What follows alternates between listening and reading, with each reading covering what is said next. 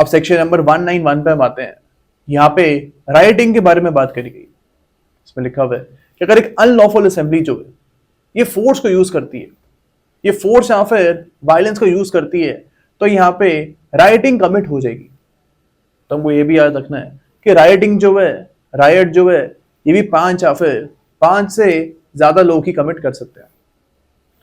Unlawful assembly में हमने देखा था कि मैक्सिमम 6 महीने तक की सजा थी, लेकिन अगर आप राइट कमिट कर रहे हो तो हियर 2 ईयर्स तक की मैक्सिमम पनिशमेंट आपको मिल सकती है।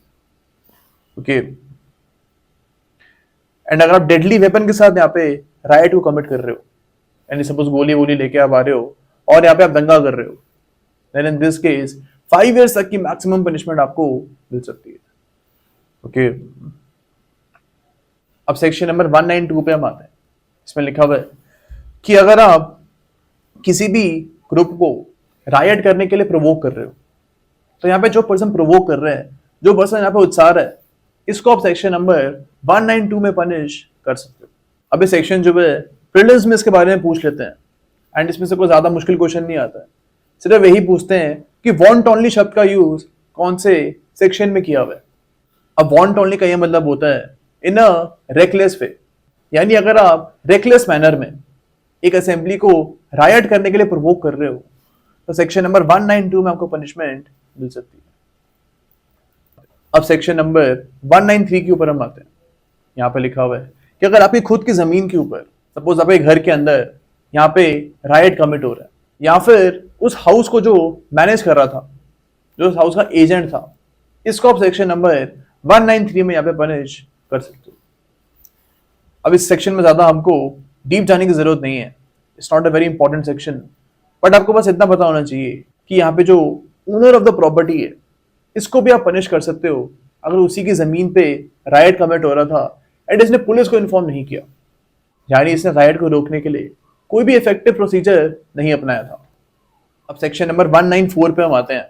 यहाँ पे एफरे के बारे में बात करी गई है, यानी अगर फॉर एग्जाम्पल 2 या फिर 2 से ज्यादा लोग जो है ये मिलकर लड़ाई करते हैं, पब्लिक में लड़ाई कमिट करते हैं, तो यहाँ पे एफरे कमिट हो रहा है बिकॉज आपकी इस लड़ाई की वजह से आसपास के लोगों को यहाँ पे दिक्कत होगी। तो यहाँ पे लड़ाई में जो भी होता है उसको हम बाद में जाके देखेंगे, लेकिन अगर आप सिर्फ पब्लिक में यहाँ पे लड़ाई कर रहे हो तो इसके अलग से पनिशमेंट 194 में आपको मिल जाएगी।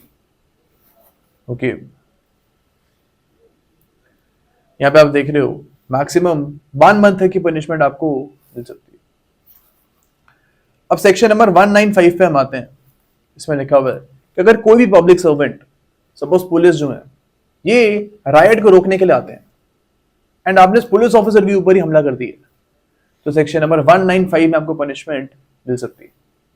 या फिर आपने इन पुलिस ऑफिसर को थ्रेटन किया, जो राइट को रोकने आ रहे थे, इनको हमें थ्रेटन कर दिया, then in this case as well section number 195 में, सेक्शन नंबर 195 में आपको पनिशमेंट मिल सकती है।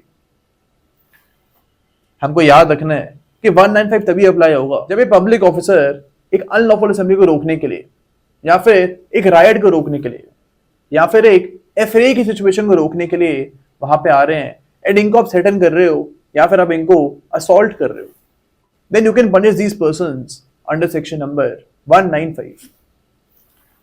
ओके, अब सेक्शन नंबर 196 पे हम आते हैं। इसमें लिखा हुआ है कि अगर आप रिलीजियस ऑर्गेनाइजेशंस या फिर डिफरेंट कास्ट जो है इनके बीच में लड़ाई करा रहे हो, या फिर अगर आप लोगों के बीच में place of birth, residence, race, language के बेसिस में एनमिटी पैदा करवा रहे हो, लड़ाई पैदा करवा रहे हो, यानी आप ऐसी कोई स्टेटमेंट कर रहे हो जिसकी वजह से 2 ग्रुप्स के बीच में यहाँ पे लड़ाई हो जाए, इन दिस केस सेक्शन नंबर 196 में आपको पनिशमेंट मिल सकती है। सपोज एक पर्सन है, एक खुले में जाके स्पीच देता है कि पर्टिकुलर रिलीजियस ग्रुप के लोग बहुत ही खराब होते हैं।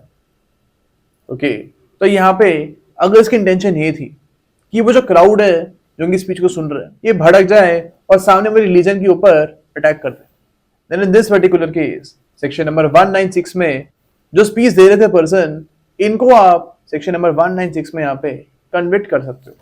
क्लॉज 2 पे हम आते हैं।